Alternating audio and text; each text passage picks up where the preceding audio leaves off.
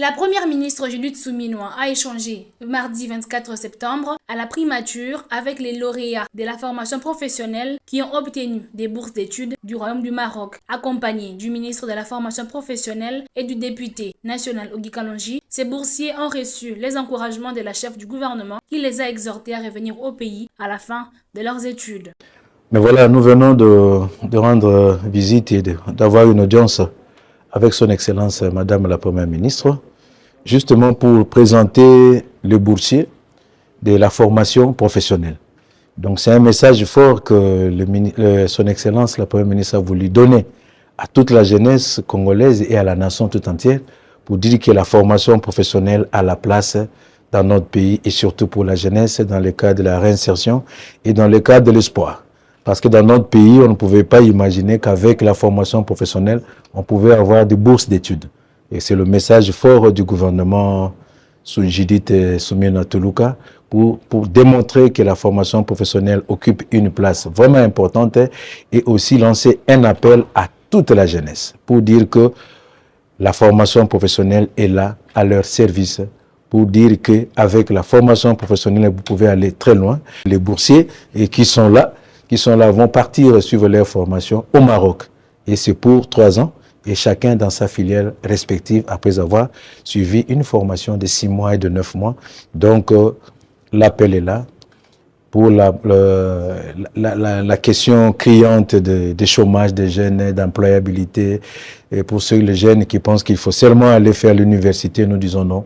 Il y a la formation professionnelle qui vous ouvre leur passerelle pour faire aussi les études supérieures. Et l'exemple le plus patent est là et les témoignages vivants sont là. Et Madame la Première ministre les a encouragés, les a exhortés à revenir au pays. Et au niveau du ministère, nous avons lancé une politique qui consiste en ce que tous nos boursiers, quand ils vont rentrer, ils vont trouver leur place dans l'administration et au sein de l'inspection générale de la formation professionnelle. Nous sommes la Fondation Kalonji Foka et la Fondation La Grâce. Les deux, ce sont nos fondations.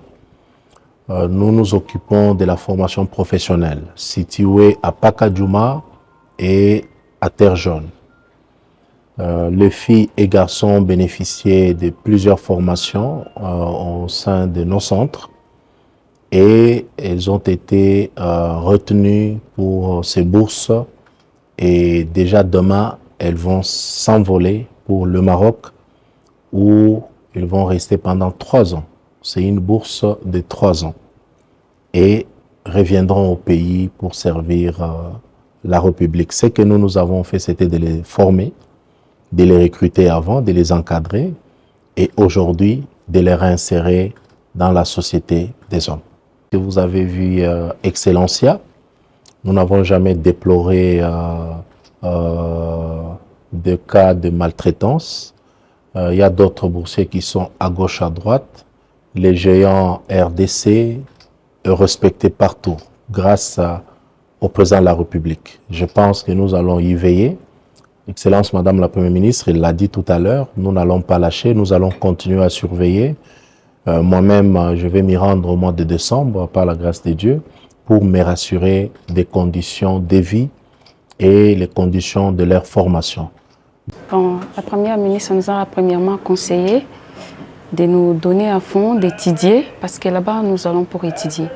Et puis, il nous a dit, il nous a promis de revenir au pays parce qu'il y a du travail qui nous entend.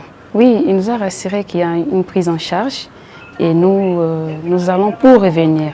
Ce n'est pas un aller sans retour, nous allons revenir pour servir notre pays. Il faut rappeler que le gouvernement prévoit de construire et renforcer les centres de formation professionnelle et d'apprentissage des métiers pour contribuer à l'éradication de la délinquance et du chômage des jeunes.